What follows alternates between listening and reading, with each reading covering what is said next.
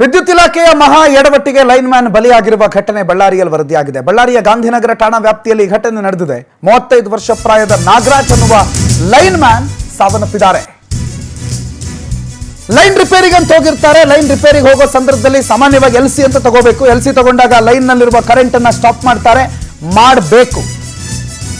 ಆದ್ರೆ safety tools ಕೊಟ್ಟಿಲ್ಲ, shoe ಇಲ್ಲ, ಬೆಲ್ಟ್ ವಿತರಿಸಿಲ್ಲ, ಹೊಸ ಲೈನಿಂಗ್ ಮಾಡೋ ಸ್ಥಳದಲ್ಲಿ ಅರ್ಥಿಂಗ್ ಇಲ್ಲ, ಮೂಲಭೂತ ಸೌಕರ್ಯ ಇಲ್ಲ.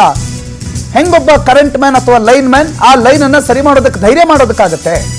ಮಿನಿಮಮ್ ಫೆಸಿಲಿಟಿಗಳನ್ನು ಕೊಡಬೇಕಲ್ಲ. ಮೂಲಭೂತ ಸೌಕರ್ಯಗಳನ್ನು ಕೊಡದೇನೆ ಇವತ್ತು ಆ ವ್ಯಕ್ತಿಯ ಸಾವಿಗೆ ಅಫಿಷಿಯಲಿ ಪವರ್ ಮಿನಿಸ್ಟ್ರಿನೇ ಕಾರಣ. ಒಂದು ಗ್ಲೌಸ್ ಇಲ್ಲ ಕರೆಂಟ್ ಜೊತೆ ಕೆಲಸ ಮಾಡೋದಕ್ಕೆ. ಬೇರೆ ದೇಶಗಳಲ್ಲಿ ಮಾಮೂಲಿ ಮನೆಗೆ ಬರೋ ಕರೆಂಟ್ ಕೆಲಸ ಗ್ಲೌಸ್ ಹಾಕೊಂಡು ಕೆಲಸ ಮಾಡ್ತಾರೆ. ನಮ್ಮ ಸರ್ಕಾರದ ಸೇವೆಯಲ್ಲಿರುವಂತಹ ಲೈನ್ ಮ್ಯಾನ್ಗಳು ಕರೆಂಟ್ ಇಲ್ಲ, ಅರ್ಜೆಂಟ್ಗೆ ರಾತ್ರಿ ಏನೋ ಮರ ಬಿತ್ತು ಅಂತಂದಾಗ ತತ್ಕ್ಷಣ ರಿಪೇರಿ ಮಾಡಿ ನಮಗೆ ಕರೆಂಟ್ ಕೊಡುವ ಲೈನ್ ಮ್ಯಾನ್ಗಳು ಪಾಪ ತಮ್ಮ ಜೀವದ ಹಂಗು ತೊರೆದು ಕೆಲಸ ಮಾಡಬೇಕು. ಅವ್ರಿಗೇನು ನೋಡಿ ಸ್ಪೈಡರ್ ವೆಬ್ ತರ ಇದೆ. ಯಾವ ಕಾಲದಲ್ಲಿ ನಾವಿದ್ದೀವಿ? ಸರಿಯಾದಂಥ ಗ್ಲೌಸ್ ಇಲ್ಲ, ಸರಿಯಾದಂಥ ವ್ಯವಸ್ಥೆ ಇಲ್ಲ, ಮೂಲಭೂತ ಸೌಕರ್ಯ ಇಲ್ಲ. ಬಿಟ್ಬಿಡಿ, ಯಾಕೆ ಕೆಲಸ ಮಾಡಿಸ್ತೀರಿ? ಅವರ ಜೀವಕ್ಕೆ ಗ್ಯಾರಂಟಿ ಕೊಡೋದಕ್ಕಾಗ್ಲಿಲ್ಲ ಅಂತಂದ್ಮೇಲೆ ಯಾಕೆ ಅವರಿಗೆ ಕೆಲಸ ಮಾಡಿ ಅಂತ ಹೇಳಿ ಸರ್ಕಾರ ಒತ್ತಾಯಿಸಬೇಕು? ಅಥವಾ ಅವ್ರನ್ನ ಯಾಕೆ ಕೆಲಸಕ್ಕೆ ಹಾಕೋಬೇಕು? ಮಿನಿಮಮ್ ಫೆಸಿಲಿಟಿಗಳನ್ನ, ಮಿನಿಮಮ್ ಸೇಫ್ಟಿಗಳನ್ನ ಕೊಡೋದಕ್ಕಾಗ್ಲಿಲ್ಲ ಅಂತಂದ್ರೆ ಮಾಡ್ಲಿ ಮಿನಿಸ್ಟರ್ಗಳು ಬಂದ್ಕೊಂಡು. ಇಲ್ಲ ಮಿನಿಸ್ಟರ್ ಹಿಂದೆ ಮುಂದೆ ಇರೋರು ಯಾಕೆ ಜನಸಾಮಾನ್ಯನ ಜೀವದ ಜೊತೆಗೆ ಸರ್ಕಾರ ಆಟ ಆಡುತ್ತೆ ಅನ್ನೋ ಪ್ರಶ್ನೆ ಇಲ್ಲಿ ವ್ಯಕ್ತ ಆಗುತ್ತೆ. ಮೂಲ ಸೌಕರ್ಯ ಸರಿಯಾಗಿ ಕೊಟ್ಟಿದ್ದಿದ್ರೆ ಆ ವ್ಯಕ್ತಿಯ ಸಾವು ಆಗ್ತಾ ಇರಲಿಲ್ಲ ಅಂತ. ನೋಡಿ, ಒಂದು ಕೇಬಲ್ ಎಷ್ಟಿದೆ, ಎಷ್ಟು ಕೇಬಲ್ಗಳಿವೆ, ಯಾವ ಕೇಬಲ್ ಅಂತ ನೋಡ್ಬೇಕು. ಆ ವ್ಯಕ್ತಿ ಯಾವ ಕೇಬಲ್ ರಿಪೇರಿ ಮಾಡಬೇಕು ಅಂತ ನೋಡ್ಬೇಕು. ಮತ್ತೇನೋ ಅಂಡರ್ ಗ್ರೌಂಡ್ ಅಂತೆ, TC ಅಂತೆ, ಈಗ ಆಕಾಶದಲ್ಲಿರಲ್ವಂತೆ ವೈರು, ನೆಲದಲ್ಲಿ ಹೋಗುತ್ತಂತೆ. ಇರೋದನ್ನ ಸರಿ ಮಾಡ್ಕೊಳ್ಳಿ, ಆಮೇಲೆ ಇಂಟರ್ನ್ಯಾಷನಲ್ ಟೆಕ್ನಾಲಜಿಗಳಂತಂದು ಹಾಕಬಹುದು. ಇಂಥ ಸಂದರ್ಭದಲ್ಲಿ ಇಂಥ ವ್ಯವಸ್ಥೆಗಳಲ್ಲಿ ಪಾಪ ಲೈನ್ ಮ್ಯಾನ್ಗಳು ಬದುಕೋದೇ ಕಷ್ಟ ಆಗ್ಬಿಟ್ಟಿದೆ.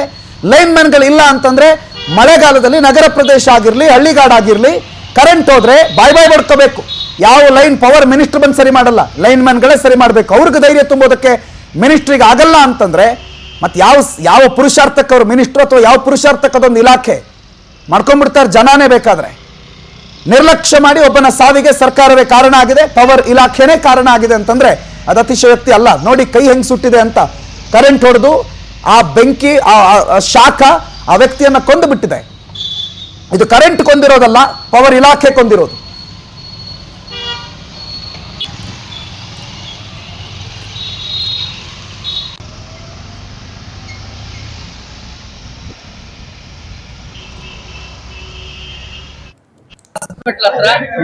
ಲೈನ್ ಏನೋ ಪ್ರಾಬ್ಲಮ್ ಇದೆ ಅಂತ ಕೆಲಸ ಮಾಡಕ್ ಹೋಗಿದ್ದಾರೆ ಲೈನ್ ಮ್ಯಾನ್. ಅದು ಲೈನ್ ಟ್ರಿಪ್ ಆಗಿ ಆ ಜನರೇಟರ್ ರಿಟರ್ನ್ ಹೊಡೆದಿದೆ. ಆ ಹೊಡೆದ ಶಾಟ್ಗೆ ಪ್ರಾಣ ಹೋಗಿದೆ. ಪ್ರಾಣ ಹೋಗಿ 24 ಗಂಟೆ ಆದ್ರೂ ಕೂಡ KEB ಅಧಿಕಾರಿಗಳು ಬಹಳ ನಿರ್ಲಕ್ಷ್ಯ ವಹಿಸಿದ್ದಾರೆ. ಒಬ್ಬ ಅಧಿಕಾರಿ ಕೂಡ ಆ ಬಾಡಿ ಹತ್ರ ಹೋಗಿ ಅವರ ಕುಟುಂಬದವರಿಗೆ ಏನಾದ್ರೂ ಸ್ವಾಂತನ ಕೂಡ ಹೇಳಿಲ್ಲ, ಅವ್ರಿಗೆ ಏನಾದ್ರೂ ಪರಿಹಾರ ಕೂಡ ಹೇಳಿಲ್ಲ. ಇಷ್ಟೊತ್ತಾದ್ರೂ ಕೂಡ ಇಡೀ ಕರ್ನಾಟಕ ರಾಜ್ಯದಲ್ಲಿ ಮಾಡ್ತಕ್ಕಂತ ಲೈನ್ ಮ್ಯಾನ್ಗಳಿಗೆ ಎಷ್ಟು ಮೋಸ ಮಾಡ್ತಾ ಇದ್ದಾರೆ ಈ ಮೇಲಧಿಕಾರಿಗಳನ್ನೋದು ಇವತ್ತು ಈ ಹುಡುಗರ 2ನೇ ಸಾಕ್ಷಿ. ಹಾಸ್ಪಿಟಲ್ ಹತ್ರ ಲೈನ್ ಏನು